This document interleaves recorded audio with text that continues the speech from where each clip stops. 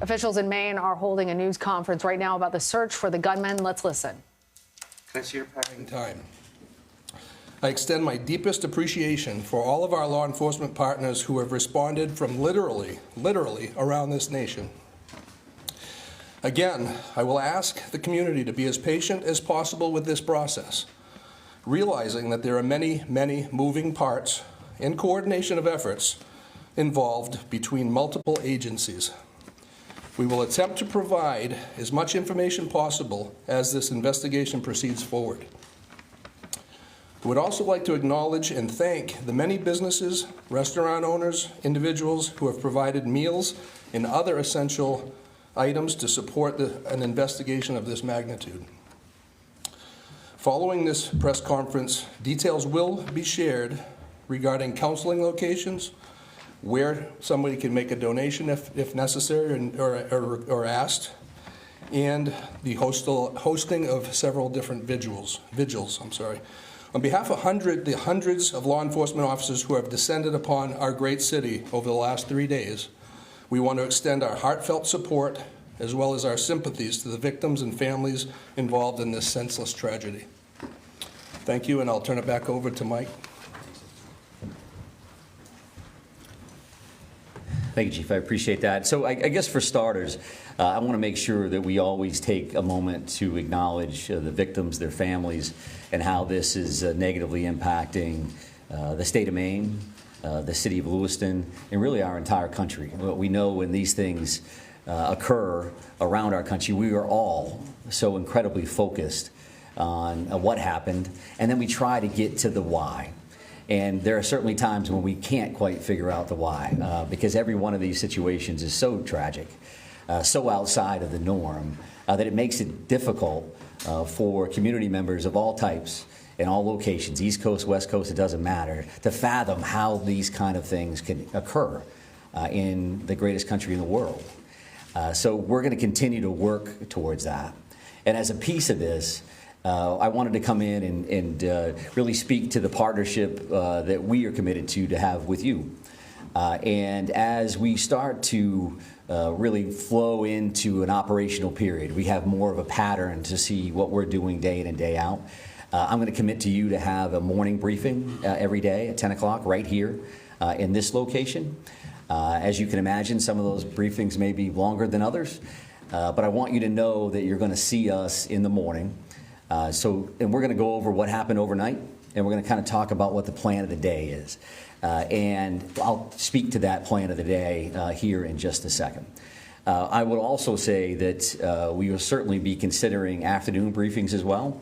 If something new came up or something that we believe would be helpful for you to know and the communities to know, then we'll get back to you. Either way, you will receive a communication from our PIO, Shannon Moss, either saying we're going to have a briefing or we're not, so that you kind of have some idea what your day and your afternoon is going to look like as well. So I would also say that these daily briefings, as you can imagine, will be more operational in nature, that our families, our communities, our loved ones are always going to be in the forefront of our mind and certainly in our hearts. But we do want to talk to you about this is what we're going to do, this is what we did, because I know that's incredibly important to you. And then you're going to share that appropriately with your viewers, with your readers, and that's going to help everybody start that healing process as well. I know that information is power. You also know that there's going to be times that I won't be able to give you all the information that you need, or certainly that you want. And that won't be done because we're just not going to tell them. That's going to be done because from an operational standpoint or a tactical standpoint, there are safety concerns that I have for our first responders and that we all have for our community members. So please keep that in mind. I will go back to like a Q&A kind of a period. We want to allow that opportunity, and we're going to try to do the best we can. But if in my mind the math starts leading to, well, I'm going to get asked 10 questions and I can't answer 9 of them, then maybe that's counterproductive to a certain extent. So we're going to try to front load as much information as we can, again, with these particular sessions. So that is kind of the plan moving forward.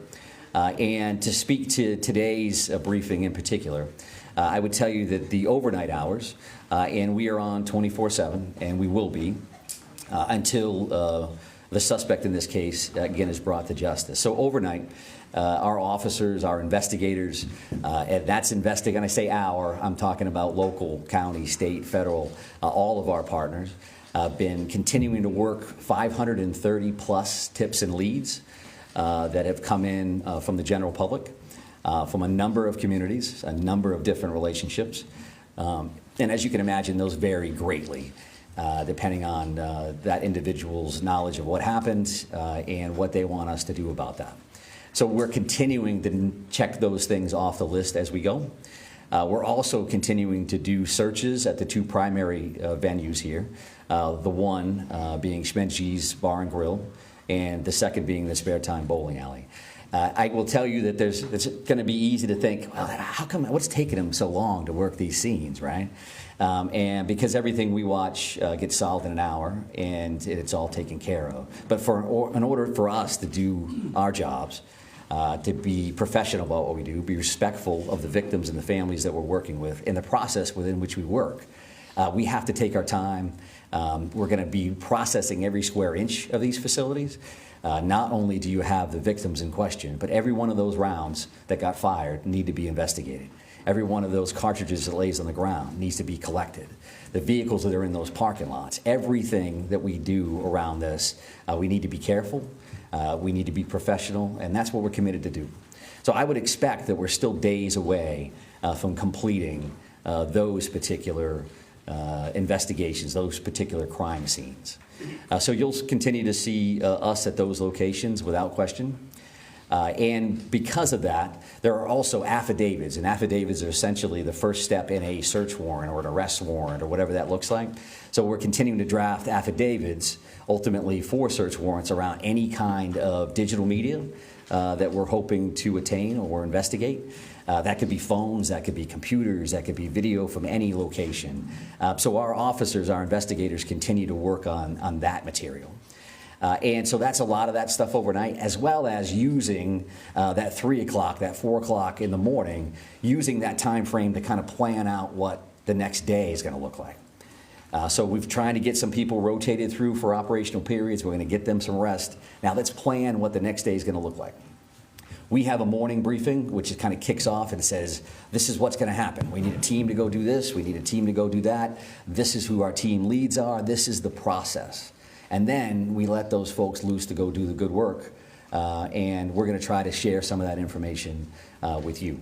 So as we discuss that, we have some maps and some other additional information up here with us right now. I will talk about a couple of these locations here to the best of my ability. Obviously, there's a lot of us here, and this isn't ideal as far as these maps go. But if you look at this boat launch overview as an example, this dot here is that Lisbon boat launch area that we've discussed. That's where the suspect's vehicle was located ultimately, that white Subaru station wagon.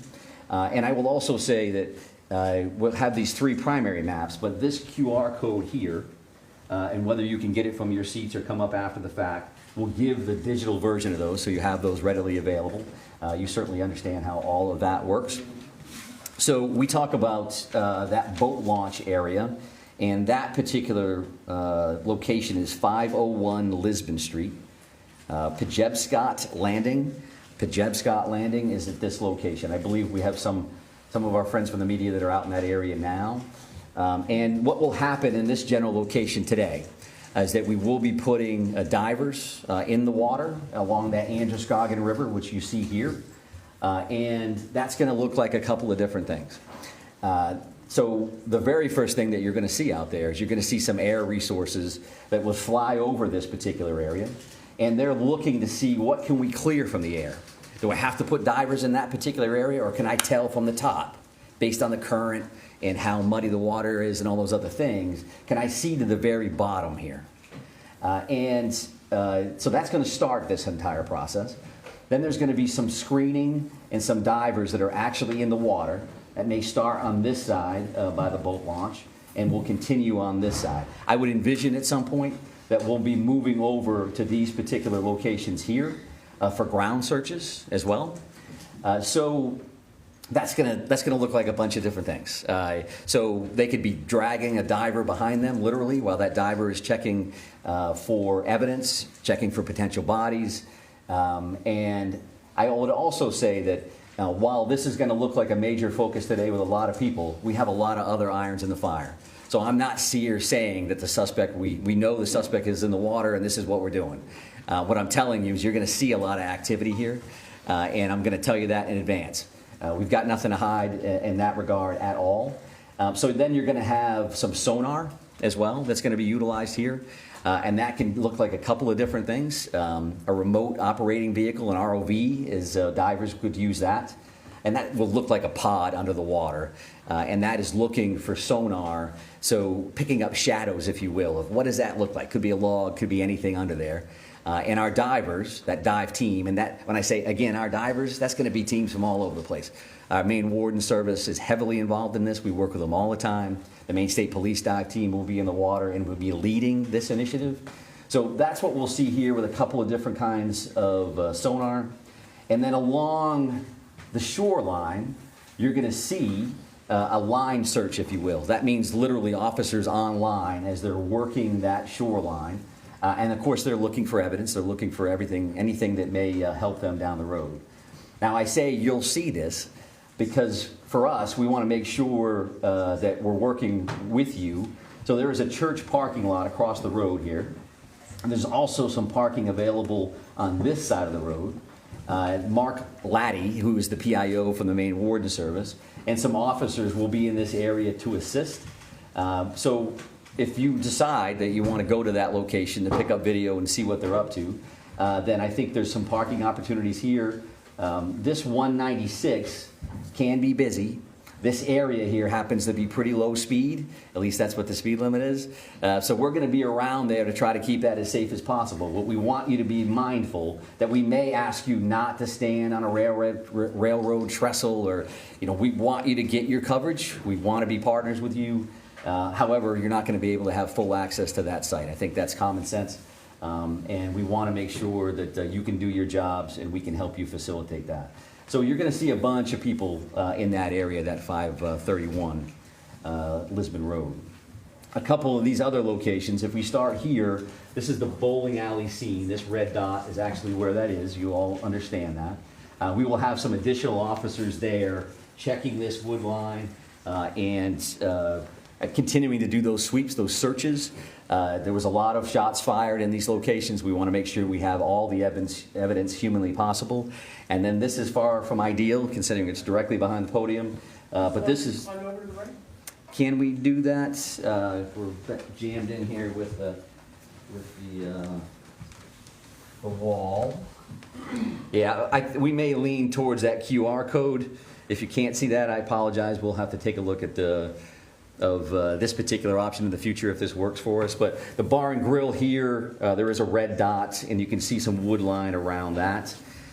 Each one of these locations is going to have lots of police officers there, as you imagine. A piece of all of these things will have a QRF, or a quick reaction force. So we're going to maintain security here.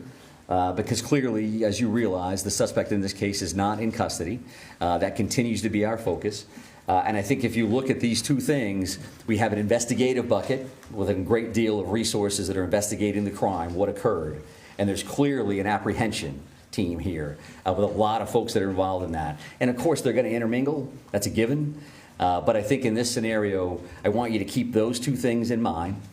Because even though we're going to be active with this search and the investigative side, always in our mind, we're going to be looking for the suspect and making sure that the people that are involved in these various searches, to include yourselves, are safe. So that is clearly another focus that we have in mind. I would also like to talk about, if we talk about procedures, you talk about practices. There was a lot of activity last night from members of the media in Bowdoin. And what I would tell you is that I'm showing you these three locations. There's a bunch of others that we're going to be working on. And that's not, so we don't have 50 maps up here. We're just going to be working on other locations. And that's not meant to be secretive. That's just to tell you that we're going to be all over the place. That's not saying that we know that the individual is in this house, or we know the individual is in that house, or they're in that swath of land, this acreage. That's not what we're doing. But we do look at all these situations as if the individual could be in there. And if that's the case, you'll see tactical teams at some point. A lot of folks are just dressed in a more casual manner, or a BDU, or battle dress uniform, just because they're going to be out in the woods and they're going to be out crawling around. So that doesn't mean, just because we're making announcements on over a PA system, that the individual is in there and we have an armed standoff and there are police swarming. There's just a lot of resources that it takes to work these scenes, right? I mean, I think that part of it, again, is common sense. And we want to be as forthright as we can around that as well. We won't be able to say every time we're hitting a location, hey, we're going to be at this spot, and because it's just not practical, and it's not safe for a lot of folks. So if you hear announcements in PA systems, as an example, a piece of that is us just giving notification that, yes, in fact, we are the police. We are going to be knocking on this door. We would like you to come out if you're in there. Some of that is case law oriented. Some of that is best practice. And some of that's just standard operating procedures from our end. So keep that in mind. If you have a question, you can certainly reach out to Shannon Moss. Many of you have. And if we can answer it, we will.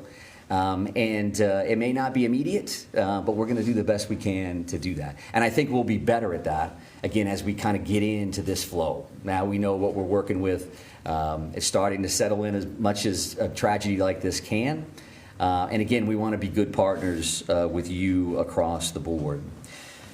So let me just take a look to make sure I've covered everything that I wanted to cover. I would also say that this is a big deal here, this particular link, and Shannon will be sending that out through her media list. So this is a digital tip line. And what a digital tip line would mean is anybody, yourselves included for whatever reason, if you've got a photo, if you've got a video of what happened, or something that you think is evidentiary in nature, you think that it would be valuable for us to have, you can upload that information through that link. And that link stems from best practice in other communities where tragedies like this have occurred, that a lot of people have a lot of information. Where does it go? Maybe this is the key.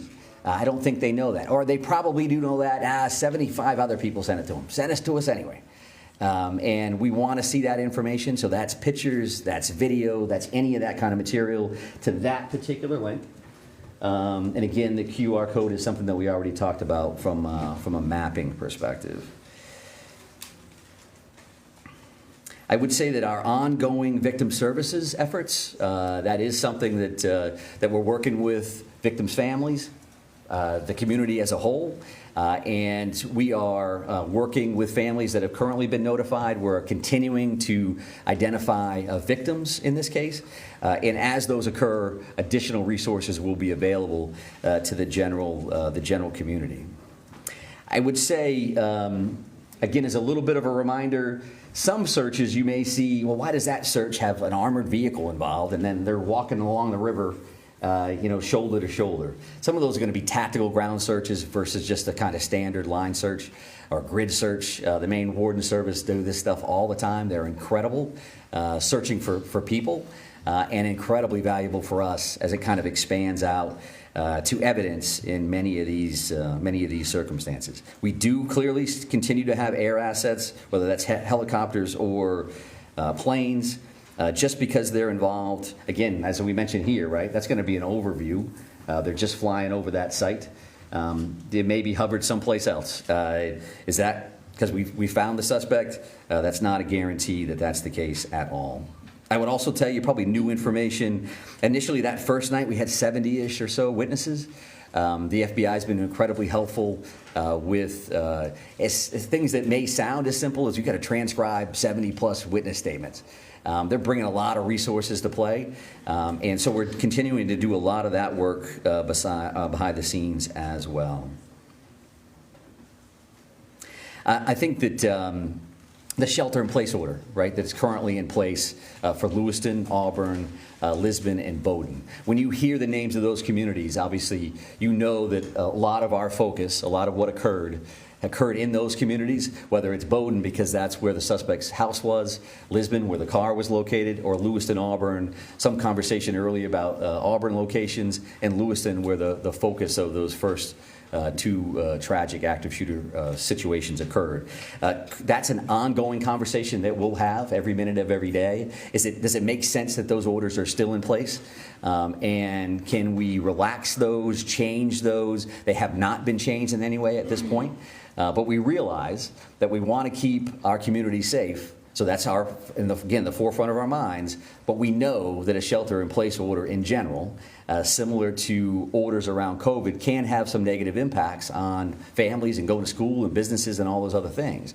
So we have that in our mind. There is that pluses and minuses chart that's just kind of active as we kind of work through this thing. So know that we are actively thinking about that. And truth be told, working with, specifically right here in Lewiston, working with our officials, working with Chief St. Pierre, working with the mayor and others, having conversations about what does that mean, and what is that going to look like this afternoon, tomorrow, and in moving forward. So I think that's enough sharing from my end. That's a lot of information to overload you with there. I would want to come back, however, to say that there's a lot of stuff going on here, but what matters to us, again, is the safety of our communities, the safety of our residents. We care about each and every one of them, as you do, and we're going to continue to fight on their behalf to bring this individual to justice, because we know that that has an impact on starting that healing process. It's not a slam dunk. It's not, we got them, now everybody's better.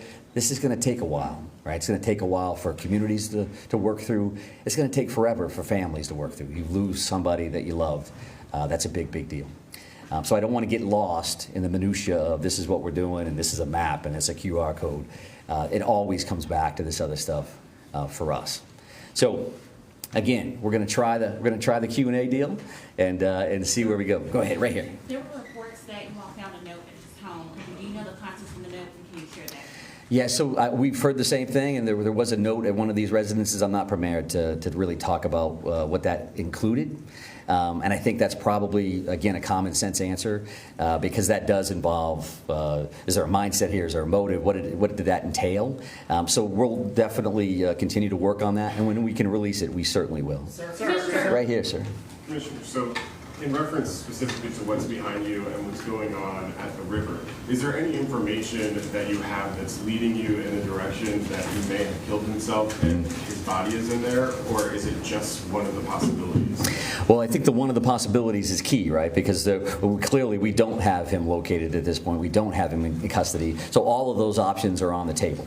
We certainly don't want to wait too long, because the river is a big piece of this. The car was located there. Evidence is located in the vehicle or right there along the shores of the Androscoggin River. So that's stuff that we want to make sure that we're checking, and we're using the resources that we have available. We're using the expertise that we have available with the dive team and all our partners to make sure we're checking that. At the same time, right, we're checking all these other things. We're working through the crime lab on this other information. So all of those things are occurring at the same time. I would also state, and I want to make sure that I say this because they've been very, very helpful, the Brookfield Power Company owns 2 dams, operates 2 dams in this area. And they've been very cooperative. You know, they live it every day. So as an example, one of the things that we're doing, the river currently runs at like 8,500 cubic square feet per second. And when they tighten the dam tools down, they actually lower that down to like 5,500 cubic feet, right? Does that mean anything to you? What it means to us is that that current, if we can slow that current down, we can lower the amount of water in the river. It's certainly easier for us to work. It's easier for our divers to see in clearer water than muddier water. If it's a foot lower than it was before, it's easier for us to work. And there's different searches, obviously, but unfortunately, people lose their lives in bodies of water on a regular basis. So this is something that we're trying to dial it in. But yes, sir, right here. Yep. Deer hunting starts tomorrow. Yeah, it sure does, yep. Yeah, can you address that? Yeah, sure. So I've had conversations with Commissioner Camuso of Inland Fisheries and Wildlife. Judy's great. We are having those conversations. I would expect to hear more about that later in the day. It's a big deal in Maine. It may not be a big deal for a lot of people from other communities, but we know what that's going to look like. We also know we're in the woods. You know, if you just happen to be in the woods, minding your own business, going for a walk, that's going to make us a little concerned, right? So it's definitely a good question and something that we're actively working on. Right here, sir. You talk about this tremendous amount of assets here Yeah. and the search for him. Can you talk about the pressure you guys are feeling to find him, to give this community some sense of answers as this enters its third day? Yeah, sure. I think, you know, pressure is one way to put it. I mean, we're concerned about the victims, their families, and our communities.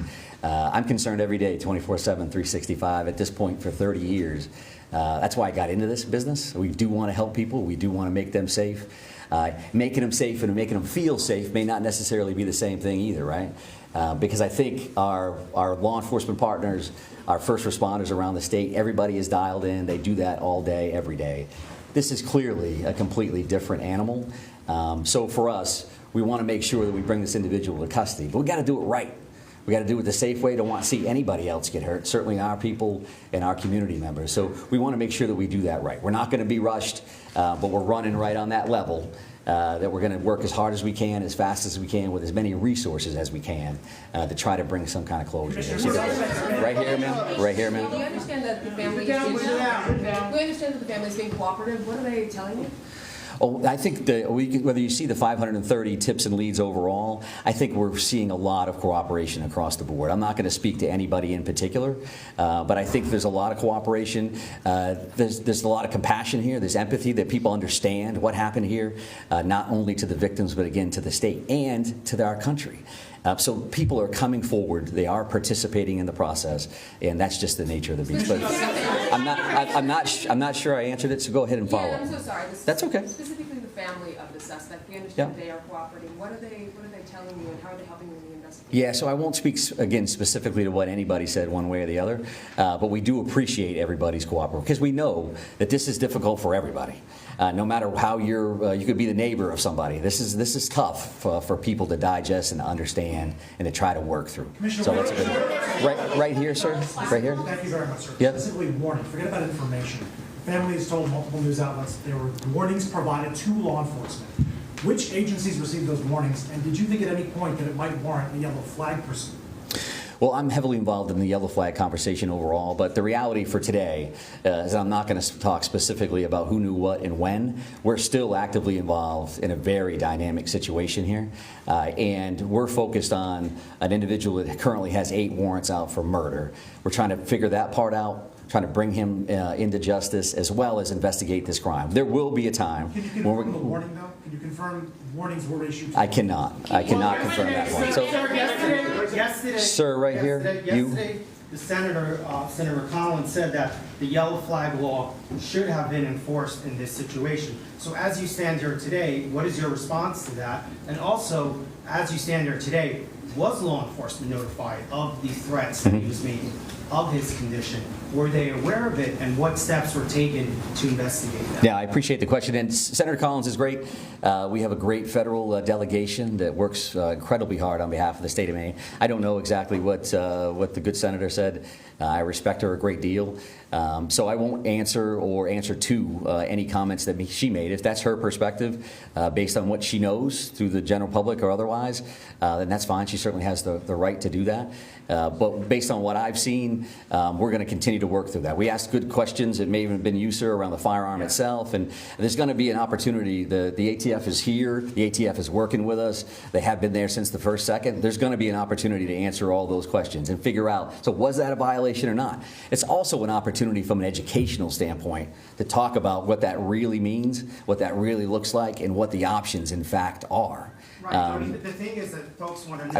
I'm going to go over here, though, sir. So I appreciate the follow-up and the initial question. You talked about timeline yesterday. 911 calls. Do you have the time, precise times that police arrived on the scene? Arrived, no. So it was 6:56 for the initial call, and then 7:08 for the second call. Multiple calls for each location. And so that's what I had. I don't know exactly when they arrived, other than to say these calls in any scenario are a priority, to say the least. So everybody's going, and they're going as fast as humanly possible. So that's the. I'm not done answering the first question. So was that enough, sir? Does that make sense on that? I will take a look at the arrival time so that we have that information, and we may be able to provide that at a different. And I would say this, okay? The way this is going to work, just so we're all clear, the way this is going to work is if we have a Q&A and you ask me questions and I attempt to answer them, as soon as we start yelling over each other, I'm done. Just so we're clear. And we don't want to do that. We're trying to be as cooperative as we can across the board. But we'll be back another time, and we're just trying to figure that out. Yes, sir, right here. Thank you. We're coming up on 48 hours. Are you concerned the trail is growing cold? I think that every minute that this goes on, we're more and more concerned, because what's the next thing that's going to happen? And we understand that, and that's why we're working 24/7 to bring this individual to justice and to try to bring some closure and overall safety to our communities. So yes, we feel that just as much as the community member does or any of us. This is a privilege. This is an honor we have to do something about these tragedies when they occur. In many instances, I've been in those scenarios. This happens out of state. You're sitting on your couch wishing you could do something to help. Well, we're in a position to do something to help, and we will. There's no question in my mind that we will bring this individual into custody one way or the other. I'm going to take one more question from you, sir, and then we're going to be done. Confirm that you've identified 16 out of the 18 bodies, and if so, can you confirm the demographics, please?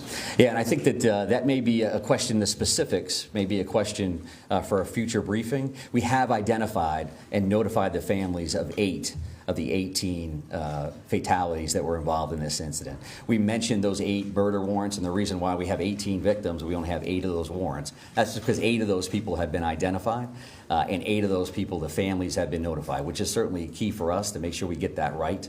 But further demographics around that, the colonel gave gender yesterday, and we'll take a look at ages and some other information. I'd like to be able to, so I'd like to be able to honor the group of victims by talking about them in a specific session that I would view coming shortly. 8 of the 18 have been identified and notified, not 16, and I don't know where that came from. So thank you very much. I do appreciate it. We will see you again along the way. Thank you. In Maine.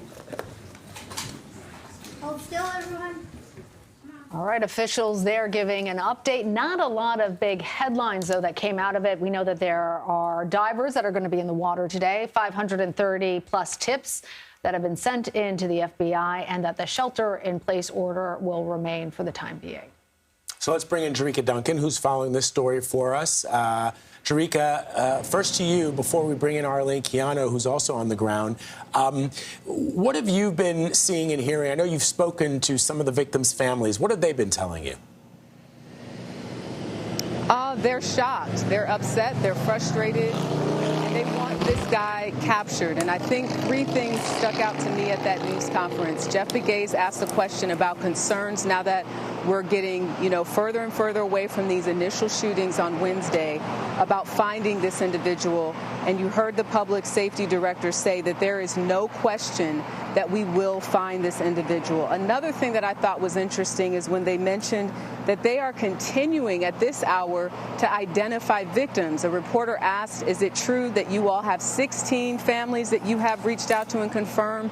He did not answer that question and leaned in on the numbers that were given 24 hours ago when we knew that there were 8 people that officials had reached out to who passed away and notified their families. And also, I thought it was worth mentioning this notion of 70 plus witnesses.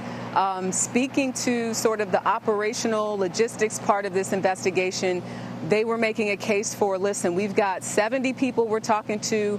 We're still trying to identify victims. And having been here late last night when there was a lot of commotion around that house in Bowdoin, people were wondering, did they catch him? Didn't they catch him? Is a family member inside? Is a dog moving inside? There was so much speculation that there was a Twitter post or X post that mentioned what they were doing was routine, even though you could hear bangs, you could hear people say, come out. But at the end of the day, we still don't have this suspect in custody. So this to me was an update for the community where officials were asking for patience. They were reminding people that safety is paramount. They said that there's an appreciation for the support across the country, as you can imagine, when these things happen. Other communities, whether, it is a Buffalo or in Texas or in other parts of the world who, there's so many. I mean, we said this was the 565th mass shooting in this year alone. So he talked about just getting support from people and guidance about how to move forward from here. We were hoping to get, I think, more information on just where they are, but really this was about letting us know and letting the community know that, listen, you will see officials out and about, ATF, FBI, dive teams, air resources, ground searches, saying that even though I'm showing you 3 locations, he said there are a number of other places that we will be at, so basically don't be alarmed when you see us there. He said, quote, we have a lot of irons in the fire. So an update, but again, people right now, even at the hotel that I'm staying at, last night when I got in, the folks working there had the televisions on and saying, oh my God, I think they found him, and that's just not the case. They are very much still in the throes of an investigation where they have to sift through a lot of information, but the idea too that out of 18 people, they're still saying that they've only identified 8. They clearly do have a lot of work that still has to be done, and they're just trying to make sense of it and also let the community know that they are doing their best with all of the multiple agencies. They mentioned that too, just asking for the patience, they said, due to the multiple agencies that are here. And you have to keep in mind, I mean, this is a small town, right? Less than 40,000 people. So now you have, state police, FBI, ATF, all of these folks trying to make sure that they're communicating in a way that the information isn't getting out and disinformation isn't getting out. So I would imagine that's difficult. And again, even though we see that these things happen every day, it doesn't happen here every day.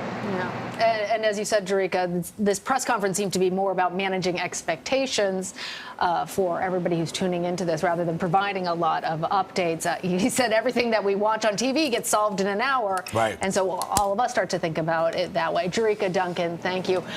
We want to talk a little bit more about that continued work that officials said that they have with victims' families. And on that, our Elaine Quijano is outside of the Central Maine Medical Center. She's been talking with the families of victims as well. Elaine, what new information have you learned? So not much more to add to that identification process that Jericka was laying out.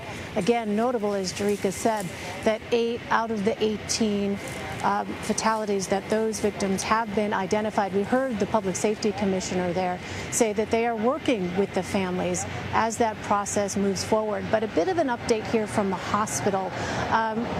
Earlier, we were told that there had been 8 people still hospitalized here.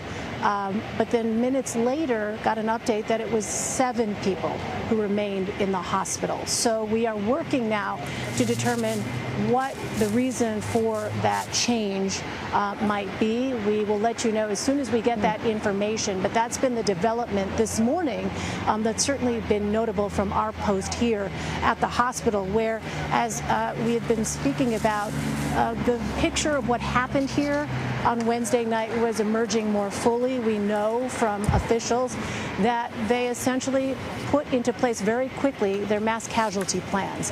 That first call coming in at 6:56 p.m. on Wednesday night, the next one 7:08 p.m. Officials here tell us that within 45 minutes to an hour or so, they were able to get 6 operating rooms fully staffed, up and running, and those were running simultaneously. Just unimaginable heroics happening here as they tried to save as many lives as possible. Yeah, an area that is unaccustomed to this, certainly, but it does feel odd that less than half of the victims have been identified. Incredibly strange. I mean, I know it's a difficult task to do, but you would think some 48 hours later, you would have a sense. Perhaps it's because they haven't yet spoken to the families. There's a lot of questions there. Yeah. All right, Elaine, thank you.